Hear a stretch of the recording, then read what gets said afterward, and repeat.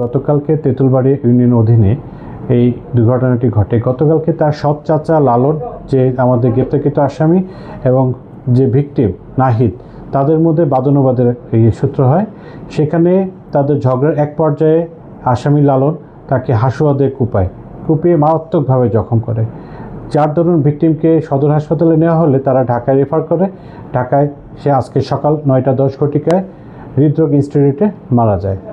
উক্ত সংবাদ প্রাপ্তির সাথে সাথে আজকে সকালেই আমরা ব্যাপকভাবে গ্রেপ্তারের অভিযান পরিচালনা করি এবং এক পর্যায়ে গোপন সূত্রে তার অবস্থান জানতে পারি যে আমঝুপি নীলকুঠি এলাকায় অবস্থান করছে। তৎক্ষণাৎ আমি নিজে সহকারে আমরা অন্যান্য সহযোগীদের সাথে মিলে তাকে হাতে নাতে 2টা 15 ঘটিকার দিকে আমরা গ্রেপ্তার করতে সক্ষম হই। উক্ত আসামির বিরুদ্ধে ইতিপূর্বে বেশ কয়েকটি মাদকের মামলা রয়েছে।